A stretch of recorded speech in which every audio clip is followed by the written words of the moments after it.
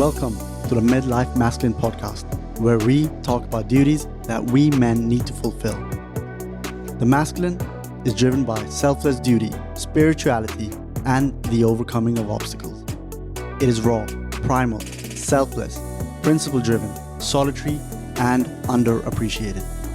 My name is Dhruv Sethi. Join me on this spiritual journey of acquiring knowledge so that we become independent, self-sovereign thinkers and doers for everyone. Find us on all major podcast platforms where we encourage you to like, share, and subscribe, or learn more at mlmpod.info. Hello everyone, and welcome to Midlife Masculine. In today's episode, we want to provide midlife men, women, parents with some guidance and knowledge about alternative education framework with focus on the chakra system. And today I am joined by Maureen Burford, who is a board member at Creative Lives, which is an organization taking a different approach to education for children and teens. The approach is based on the human energy system or chakra system, and it's a framework that has its roots in a book called A Framework for Wise Education, written by Ellen Tadd. Welcome, Maureen. Thank you so much. It's a pleasure to be with you. Great to have you. Like my mother, Maureen, both of you are veteran teachers. So she's a retired teacher now, but she has taught for 42 years. And I'm sure if she was in this episode, you'd have a very interesting conversation and talk about how education and children have changed as well over the past 4 decades. It would be an interesting conversation to talk with your mother. Was she a teacher in Britain? She was a teacher in Sweden, actually. In Sweden. So I was born in India, and then we migrated to Sweden when I was 6 years old, and that's really where I grew up. So that is very much my home, and she was a teacher there, and she was once my teacher as well. Yes. Well, mothers really are our teachers, aren't they? For sure. We're lucky that in my family, there's a legacy of both education advocates. My mom was also a teacher, and my teacher, and her mother before her too. So, and my other grandmother was also a teacher. So we have that history in our family as well. It's in your blood. It is. It's true. Yeah, no, my mom has been a teacher. She's been my teacher inside and outside school, and she is a fantastic teacher. I bet she is. So is mine. And I love her for that. It really propelled me into thinking about how children learn, how they develop. And it was part of my education in becoming who I am today, of course. And do you find that there are traits that go back the generations which you feel that you possess today as well? I do. Love of learning, openness to knowing new things, a sense of inspiration about being a human being. These are definitely a legacy passed down through the generations, which is wonderful. Yeah, genetic imprints. Yes, for sure. So, Maureen, please tell us about yourself and the work that you do and how you got involved in this. Yes, it's such a good question. And so I fell in love with watching children develop when I had a little sister, 6.5 years younger than I was. And then I was probably in my early 30s when I went through a big challenge and got divorced from my first husband, who's still a dear friend, thankfully. But we were raising a daughter together. And so I wanted to figure out what I needed to understand better about myself. I wanted to help my daughter move through this challenging time. And I was also really looking for what was missing in my own approach to education from what I'd been taught. What was missing in how I'd learned and been taught all the way through Cornell University, where I got my bachelor's in music. So I was looking for new understandings and found my way to the work of Ellen Tadd in one of her classes. And so I met Ellen in probably 1998, and I went to her first class and I was riveted. I thought, wow, this is the real deal. I'm going to learn from Ellen the things that I most want to understand about human beings, about myself, about being a better parent, teacher, etc. What was it about Ellen's class that really caught your attention and pretty much changed your career, I suppose, from that point? Well, probably you and anyone listening has had the experience of meeting somebody and feeling they're very lined up, wise, well-spoken, thoughtful. And my first impression of Ellen was her wisdom and a way of looking at life that was about making meaning, being one's best self, understanding every experience has value. I was hooked, and she, in her writing too, you will feel that energy of wisdom, of really looking for precision and attention to detail. So I was feeling that I was missing some key details about how to be a better version of me, how to help my daughter. And I found right away that she was giving me information that was new and really helpful to daily living.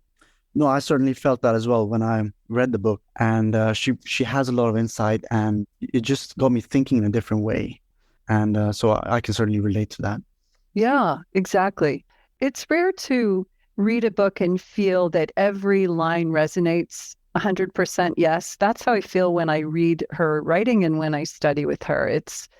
She's scientific about her approach to learning in a way. She wants to experience for herself first, and then digest, and then share. So that's a very valuable way to go about things, isn't it?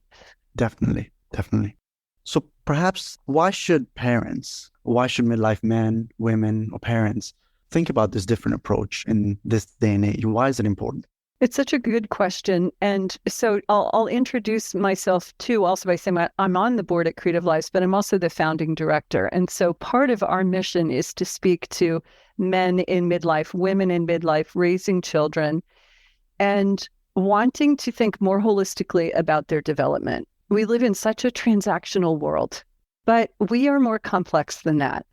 And if we want to help unpack some of the negative cultural conditioning that's happening for our children, we really need to think about their whole well-being, their bodies, the health of their bodies, the development of their mind, their intellect, but also their inner well-being, you might say, or their way of knowing and perceiving that's beyond intellect or feeling.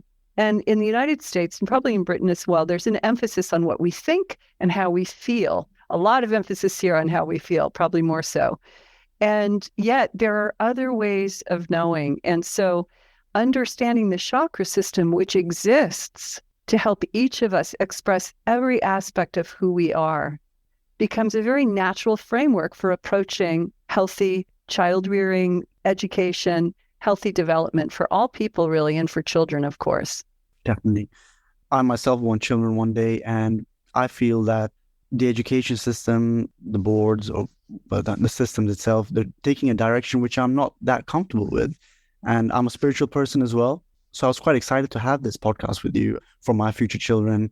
I'd like them to know more about themselves, how their emotions, their intellect, how they can control their emotions, how they feel about certain situations and deal with difficult situations. So I was really looking forward to this episode. Yes. And, when I was in college, I was a pianist. I was studying to be a pianist. And I gave one recital my sophomore year that went extremely well.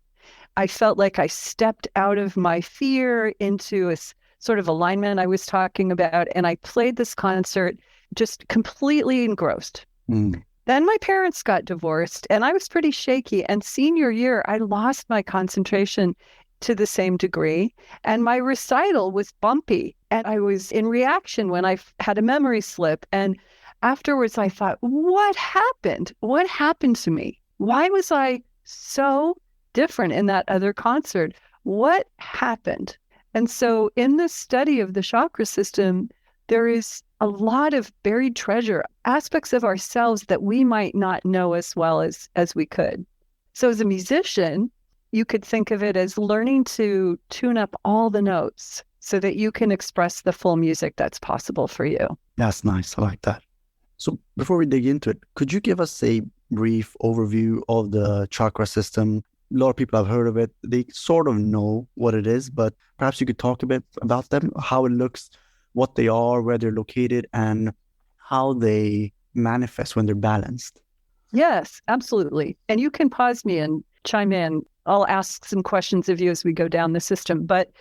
And I'll also preface it by saying this is Ellen Tadd's understanding, and I've had direct experience of it for myself, which is how she prefers to teach. So you can hear what I say, but then you can also experiment and see how it plays out for you. So the chakra system has been observed and discovered around the world by different men and women over history as an energy system that's in the energy body or the etheric body, but linked to the physical body. And the 7 main chakras have a corresponding location that we can all relate to.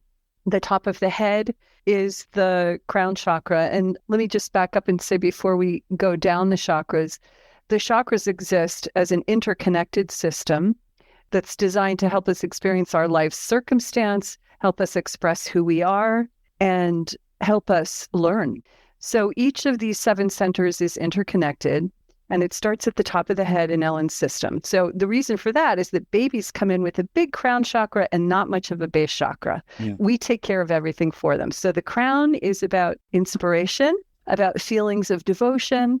When the crown is open, we have a feeling of inner happiness and a sense of being connected to something that's larger than ourselves. Yeah. That's at the top of the head. And you might recognize that feeling when you're on a beautiful day or when you're listening to music that you love. Doing things that inspire us open the crown chakra. The third eye is the kingpin of the system, and Ellen calls it that because when it's functioning well, it helps all the other centers to function as well. And it's right in the middle of the forehead. And when it's open, we can perceive the consequences of our actions and our thoughts. It helps us make wise choices. It's about discernment, and focus and concentration open that third eye chakra. Sustaining that focus is sort of like exercising a muscle. So children can focus for a minute and they can lose their focus, but we want to help them develop focus as they progress. Yeah. The throat chakra is where you would think, right in the throat, and it's the center of expressing who we are from the inside out. Yeah. Confidence in who we are, confidence in our learning process, curiosity. And when this center is functioning well, we feel good about who we are. And a common challenge with this one is that we're sort of educated in the culture to think of ourselves as good because of what we do or what we have, or where we live or how we look. But we want children to feel good just because of who they are, because they're innately valuable. Where it is in the chest, right where you would imagine in the center of the chest. And this center is where we feel good intentions for ourselves and for other people. And we feel love and courage and forgiveness flowing from this center. And also a feeling of joy, just the joy of being alive. Yeah, I've heard that. And also there's a sense of fearlessness when the heart chakra is open. Yes, or courage, even when one feels fear, courage to move forward. The third eye really dissipates fear because when we're seeing clearly, we feel unafraid. Like when this famous story in America, when this plane was landed in the Hudson by the captain of the plane. And, you can imagine him having to make very quick decisions about how to bring that plane down safely when birds struck the engines and cut out both engines. So I think that in those moments when we're really concentrating, it's very hard to feel fear. And if the third eye and heart chakra are working together, then we can express love in the appropriate way, right? Even if we might be a little scared to do it, that clarity and courage can work together. So yes, courage is in the heart chakra. Yeah. Just on a side note, though, it is somewhat concerning.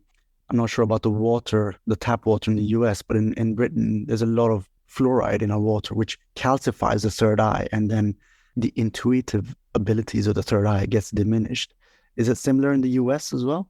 Well, we do have fluoride in the water, and I haven't thought about the impact on the third eye, but I have thought about the impact that anything that diminishes our health has on our focus. So, when you're not feeling well, when you're tired, when you're not eating well, all of these things can diminish our capacity to see clearly and make wise decisions with the third eye, and have that third eye clarity integrate with our intellect and our feelings so that we can be more lined up. So yes, many things can diminish the third eye. And of course, hurts can hurt the heart. We can feel surprised by the actions of others and hurt by what they do to hurt us or the planet. Children can have hurt feelings quickly, but their hearts can reopen quickly as well. The next chakra down is the solar plexus, and it's above the belly button, below the rib cage. And Ellen describes this as the center of harmony and feeling. And again, this one, when it's working well with the other chakras, it adds so much color to our lives because we feel emotion and intuition that enhances and works with our third eye clarity. But when it's not, when it gets separated out or it's not functioning as well, it can become dominant, which means that we're very feelingful and we're easily absorbing the feelings of others. Or it can become diminished, where a person's not so comfortable feeling what they feel and they shut their feelings down and lose empathy. So this center, she calls the bugaboo chakra, because many of our fears live here in the solar plexus. And we need to examine those fears and move through them. So then moving down, the next center is in the lower abdomen, kind of where the ovaries are in a woman, and a comparable point for other people. And it is the center of balance. The balance of our directive side and our receptive side, which we all have. We all have both. And in many cultures, men have been trained to be more on the directive and women more on the receptive side. But actually, in balance, we want to be able to speak and listen, lead and follow, act and wait, give and receive. So this internal balance within, and then an expression of one's own creativity and relationships. This is the center of how we feel about ourselves out in the world. So when we feel good about who we are with others and expressing our particular gifts and qualities, the center is more balanced. And the third eye is, again, a kingpin for helping us navigate. Is it my time to speak, or is it your time to speak, Drew, right? To have a balance of conversation. That's what's out of whack in the world. And I think we've overvalued the dominant side of the human self versus the receptive side. So does that mean that they're more closed, or that those chakras are more closed? Is that what you mean? It's a good question. When a chakra is dominant, it's actually more open, or it's bigger than is helpful, and it's out of alignment with the rest of the centers. So if the dominant side, the right side, is the directive side of this chakra and the left side is the receptive, and if we emphasize the directive side, it comes to the fore, kind of like a teeter-totter that's out of balance, When we emphasize the receptive side, the other side diminishes and this side comes to the fore. Again, it's flipped the other way. But when we move towards the middle, you could imagine being in the middle of that teeter-totter like you might have done when you're a kid, and you're balancing right there and you're really feeling both at the same time. Yeah. That's balance. Okay. And yes, I think confusion in our world about what it means to be a human being and wanting to acquire things, have control over things, has led to an emphasis on the directive side. Yeah, that is interesting. And also, perhaps this is not linked, maybe it is, but the fast food chains, the larger ones, emphasize on those colors which represent the lower chakras generally. So yellow, red, orange, like McDonald's, Burger King. I'm not sure if that's linked in any way. It's interesting because they kind of get you to want to act from impulse, don't they? Yeah. And generally speaking, those foods are not being grown with attention to the health of the food and the health of the body that it's going into. Yeah. Generally speaking. And that definitely can diminish the function of the chakra system. Vitality and health absolutely enhance how we feel and how we do. And so this identity chakra in the lower abdomen, it's very complex because we are complex people. We change from moment to moment, sometimes in the middle of a sentence. And you can imagine how that gets more complex as a group grows. So a teacher has your mom had a lot of different individuals to be helping along the way. But there are things we can do in a classroom setting or in raising our children that help that balance come to the fore. And that's thrilling. And in such settings, when you have a classroom full of children who have different balances, how is it best to deal with them as a group or one-on-one to balance their chakras, respective chakras? I mean, it's lovely to have time one-on-one when you have a group of students. We want to always steal those moments with kids when we're teaching, but many teachers have large groups and many groups. So high school teachers seeing many groups of students, they probably have 100 or more they may see within a week.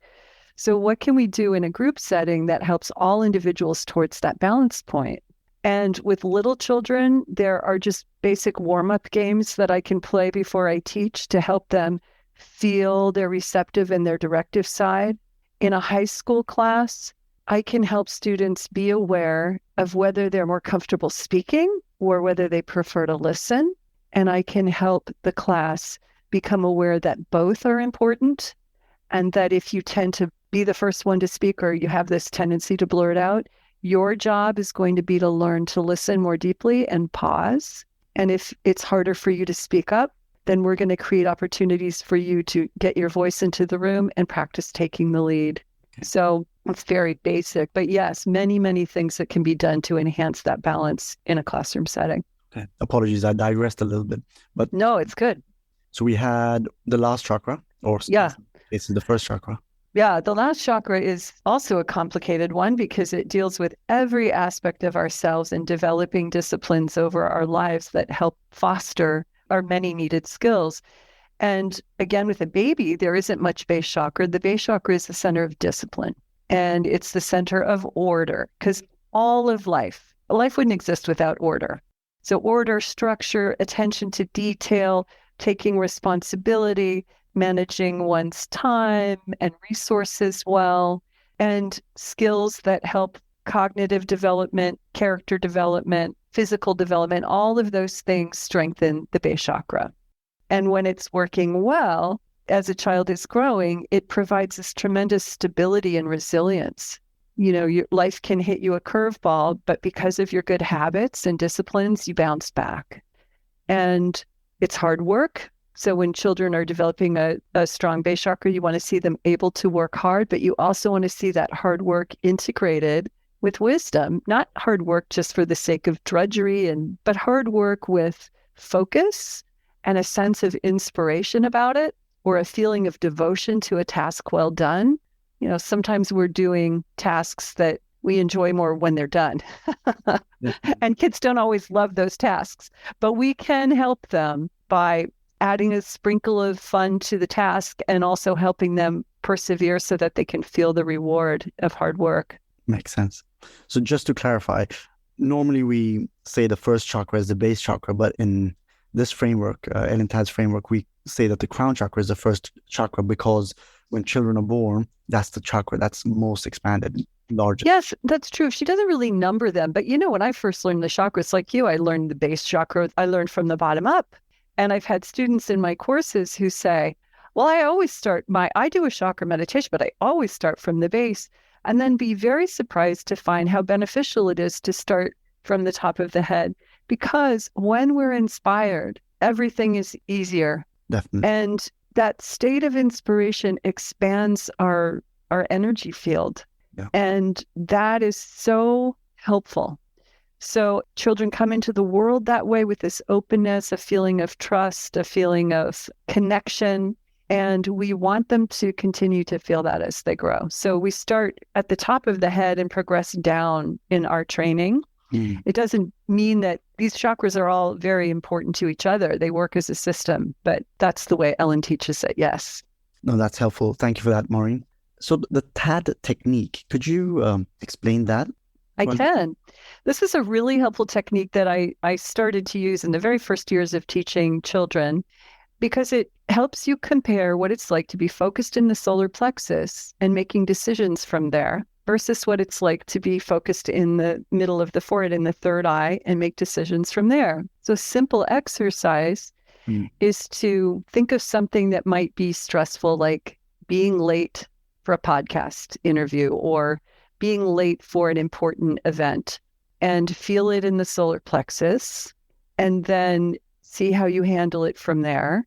And then it's almost like bringing your focus up like an elevator and putting it right into the middle of your forehead, holding your focus there and looking at the same circumstance from that vantage point. And it can be quite a dramatic difference.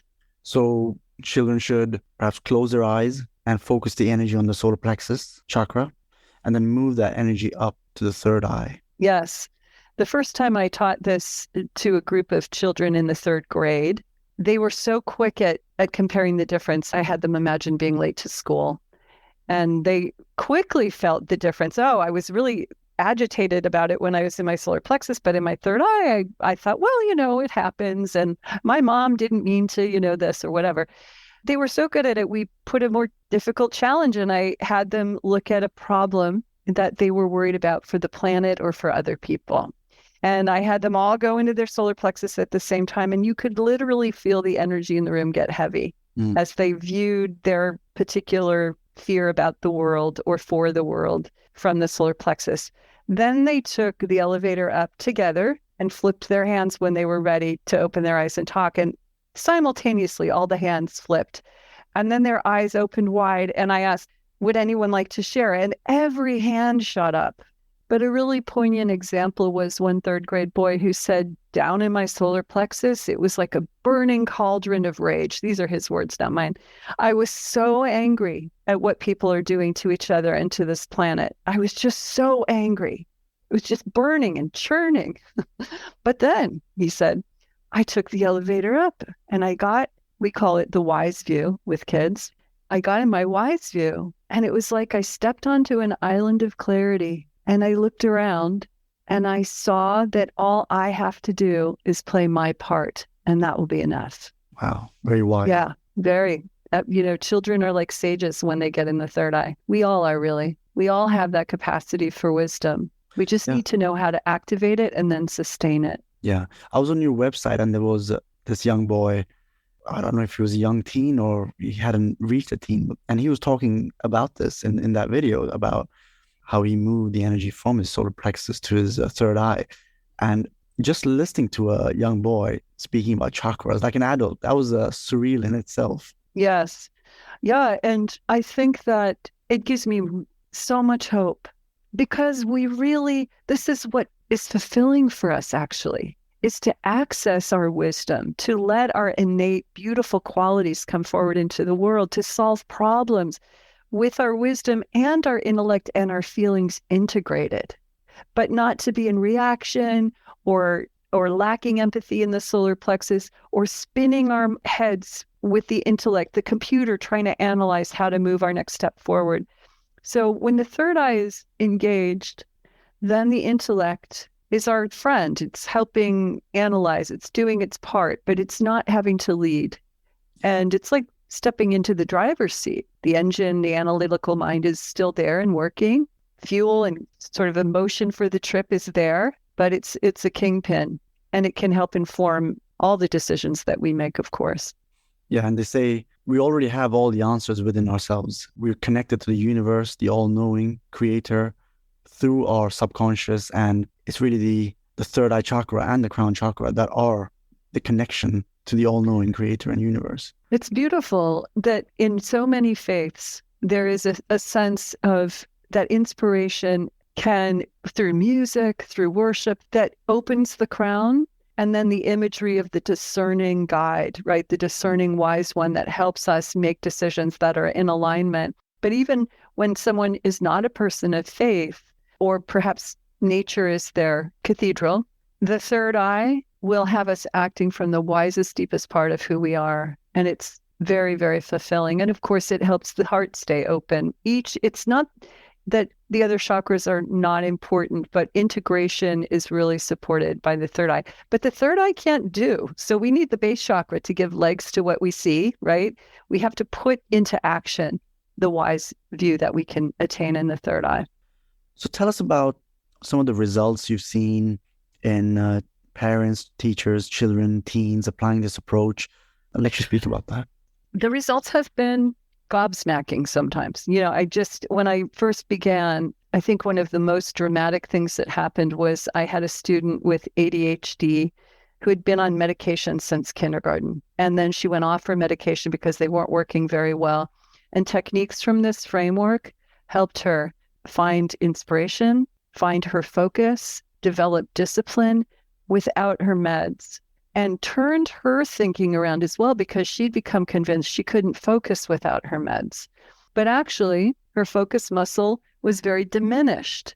And so in order to strengthen that, she needed to do things that she loved, that got her focused, and then learn how to stretch that focus into things that were harder for her, like math. And that was so empowering for her. So what I find is that no matter what we've studied and where we've learned, there are many, many different approaches to education and parenting.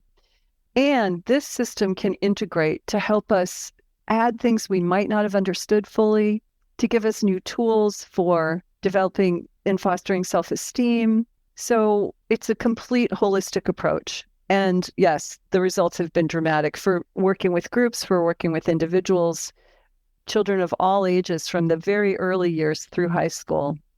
And then for teachers, I found that 94% of the educators in our training will say they had a significant improvement in their own well-being. Wow. Parents can get worried for children. They can be stressed by life and stressed by things that are happening with the teenagers they're raising or teaching.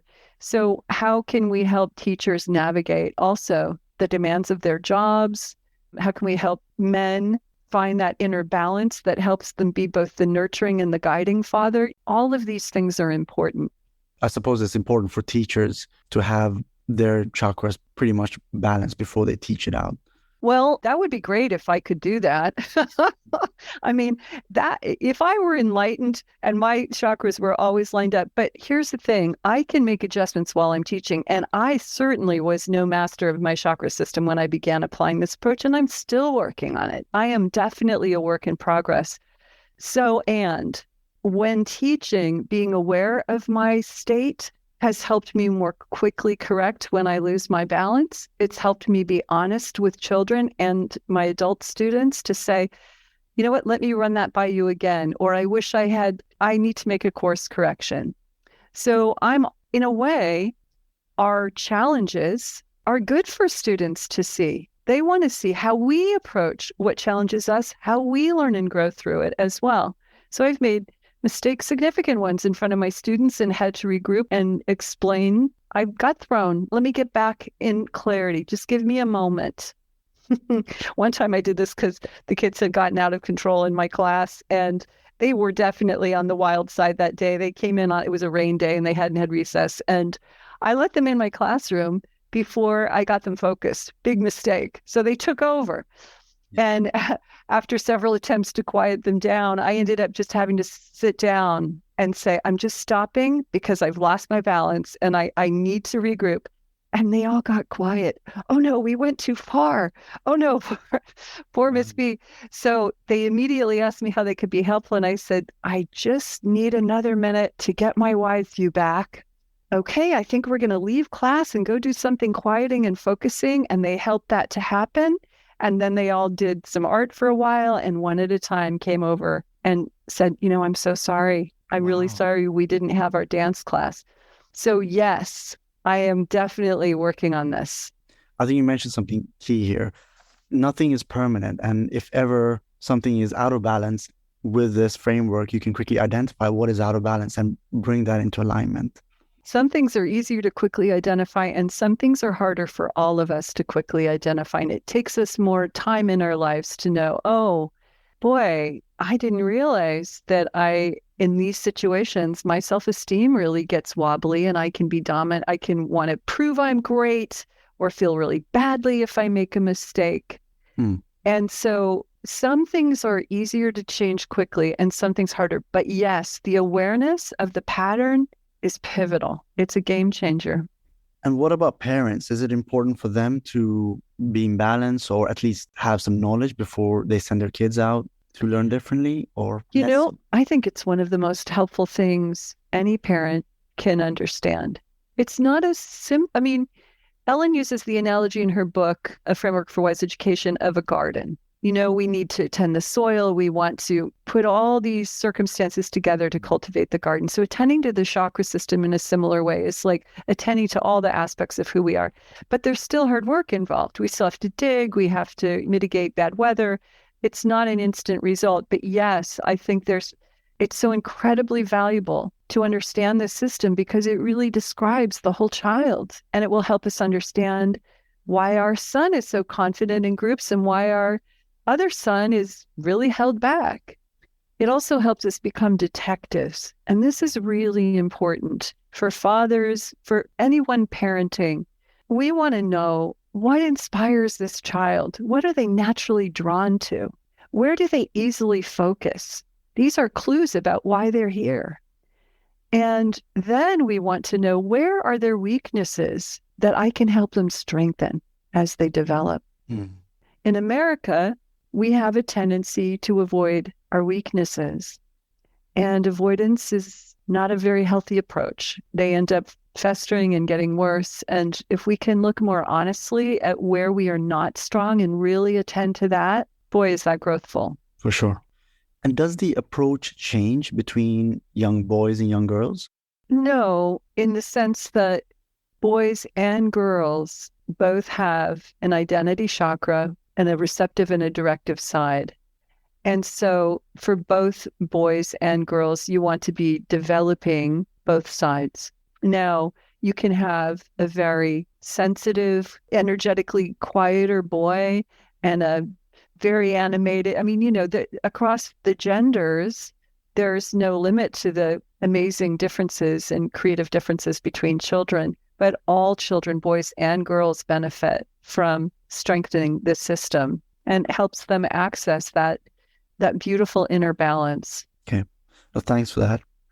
And this might not be your area of expertise, but in terms of the right and left brain hemispheres, how is that interoperable with the chakra system? And just a reminder for the listeners, right hemisphere of the brain relates to the creative side, whereas the left relates to the logic and reasoning side. And obviously some kids are stronger in one or the other, but we want a balance on the kids. But how would you say it's interoperable with the chakra system? It's such a great question. I studied a little bit of neuroscience in my master's degree in education, and I was fascinated about these different hemispheres of the brain and how they function. In my experience with the chakra system is that it's working in harmony with the brain. When it's functioning well, it's going to enhance, I think, balance across our whole self, including the balance in the brain. So when the third eye is active and we're seeing from wisdom, we want those details and context and analytical part of our mind to be working, and we want to have access to our creative self. We want our crown chakra open. All of the chakras are working as part of our whole self, including the brain. So I think it can only enhance. And, a child might have a predisposition to have trouble focusing, right? Like this little girl who had been on meds. I don't know enough about the brain science of ADHD, for instance, to say why, but I do know that working on the discipline of really strengthening her wise view, her third eye chakra, was dramatically helpful to her challenges with focus. Okay. I mean, I'm not a neuroscientist myself, but my understanding is that, my general feeling is that it most certainly is interoperable with the chakra system. I mean, it's so ancient, the chakra system, emanating from India, which is a very ancient civilization. And if something has survived so many millennia, I'm sure there's a good reason for that. Yeah, I mean, the chakra system in India is most closely lined up with Ellen's 7, the way she places the 7 chakras, but for the exception of the third eye being more in the middle of the forehead than between the brows. But everyone has a chakra system, whether they know it or not. We all have one, and we always have. So it's certainly been part of our human evolution over the millennia. As you say, it's an ancient system that's part of who we are. Yeah. So a parent may be listening to this and is very interested. One parent is, the other is not. How should that parent instigate that conversation at home to at least... That's here's what I think. When we are not in accord with our spouse, we have to listen deeply to say, what is ours to do? The third eye is a really great way to answer that question. So I would want to get focused, and we can focus the third eye by staring at a tiny point. And then I would want to ask myself, given the situation that I'm in, what must I do? What's mine to do?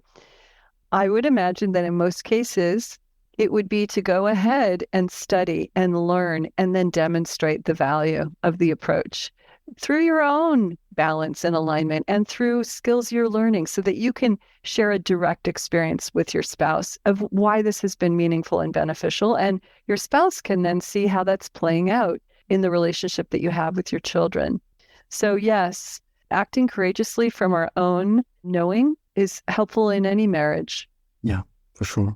And as I mentioned earlier, my mom has been a school teacher for over 40 years, 42 years, I think, retired now.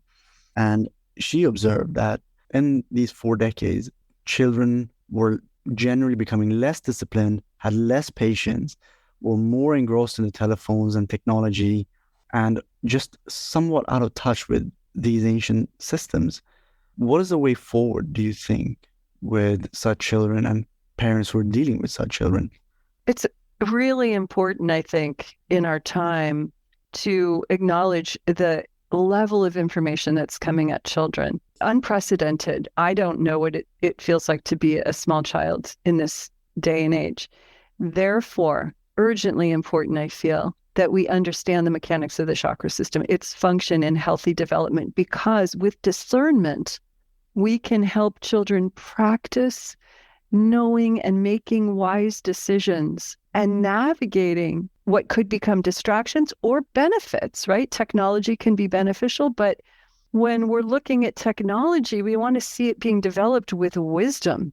And unfortunately, many of the social media applications were developed to be addictive to children. So helping children, I've worked with children, I've seen what your mother has seen. And many educators that I work with are feeling the same. Wow, this is impacting our kids. Well, the other thing that's impacting them is the system of schooling in America itself, which is really trying to prepare children for jobs in a world where the jobs are so fast changing. So there are many factors in what's going on for our kids, including health, diminished health, which can impact their focus and concentration.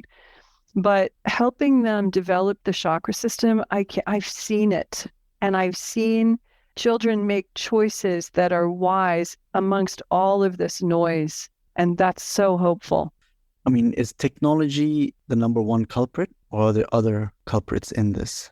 I don't know if I could weight them, but other challenges for children are degraded food, toxins. I see children in affluent communities and children where there's less economic abundance, similarly impacted by health concerns, by things that are disrupting their focus and concentration, by too much on-screen time, by violence in the culture, by cultural dissonance, by there's so many factors. And we each have different parts to play in addressing those. And we also want to prepare our children to be able to grow up into a world that has challenges without feeling overwhelmed and able to contribute. I think each one of them comes with a purpose. And when they find that purpose and express it, it's going to be helpful to life. Definitely. I agree with that. And just on a side note, actually, I mean, it's almost like corporations or society want children to be addicted to these technology, so that they don't become free thinkers. They become workers rather than thinkers or innovators. You know, greed is a big factor in our world. Yeah. And if we were really wise, wouldn't we prioritize the health and well-being and learning of our children and the health of the planet? These are shared concerns around our globe. For all of our unique cultures and differences around the world, this sense of being longing to something that's bigger than we are is a basic and really important human experience. And neuroscientists at Columbia have discovered that there's a part of the brain that really develops and thickens as we have inspirational experiences. And that's the most effective way to mitigate anxiety, stress, depression. The chakras, they help us know the path towards fulfillment, towards optimal potential in sharing our gifts. And I think in a systemic way, they can help us look at the many things that are going on in our world that we would want to transform. Yeah.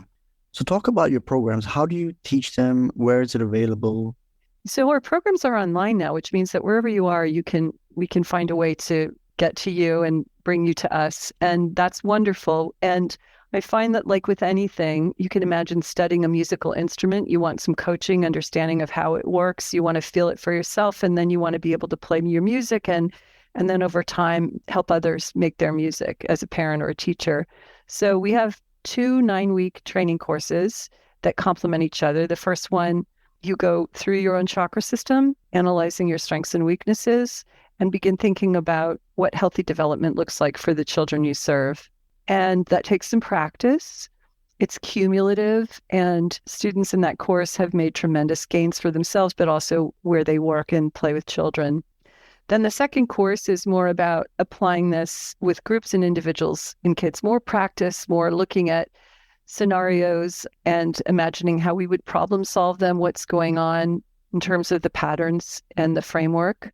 And to just say that Ellen's framework is what we study. And the framework is taking her understanding of the chakra system and putting it into a systemic way, a framework for looking at healthy development and education. And so there are 7 categories in the framework. Each one of them relates to the function of a particular chakra.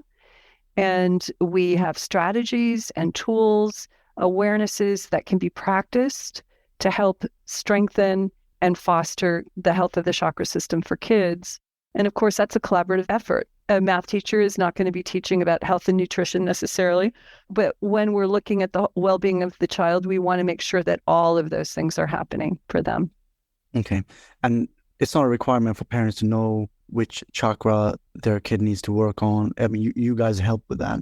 Yeah, we help with that. And you get, boy, does it come quickly, because actually for children are so young and open. They can make tremendous gains in the health of their chakra system rather quickly. And this is so satisfying. For us, sometimes our patterns are a little more cemented and we need help in coaching to kind of understand them. So yes, you don't have to come in knowing anything about your chakras at all.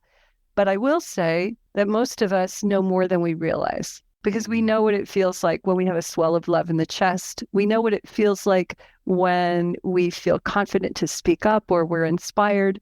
And we recognize when a child is deeply focused and inspired and feeling comfortable and good about who they are, or when they're in reaction. So we can take that intuitive knowledge and deepen it through this understanding and study. And yes, it's available in 2 courses. And then we also have ongoing support for our students through monthly meetings and a track to become a trainer if someone's interested in becoming more expert and training other adults. That's interesting. I think parents can definitely benefit. Parents and children together can definitely benefit from this. I've seen parents have breakthroughs with their children and also with their own well-being in terms of understanding things about themselves they couldn't quite figure out, but understanding the chakras helped them know what was blocking them, what was scaring them. And one parent wrote me recently and said, in your course, I realized I needed to strengthen my base with my third eye, and I determined that I would be able to do this and that I would use that base chakra to help me get ready to buy my own house where I could raise my son. This is a single mom. Wow. And 2 years later, she wrote me, Maureen, I signed the mortgage today. I bought a home, and it's because I gained the confidence and the clarity, but also the details to know how to do that. Wow. And of course, I didn't tell her how to go out and look for a mortgage, but I did help her realize she needed to strengthen her attention to detail and order, and that she could hold that vision for a home and follow through. So that's very practical, right? This is practical. You can use it out and about. You can use it and you can learn to do some contemplative practice, but yeah, very practical. Well, definitely. Like we said earlier, we already have the answers. It's just about receiving and perceiving how we do that. Yeah. And, when I think, do I already have the answers? I don't have the answers to everything, but I do have. My third eye helps me ask the right questions.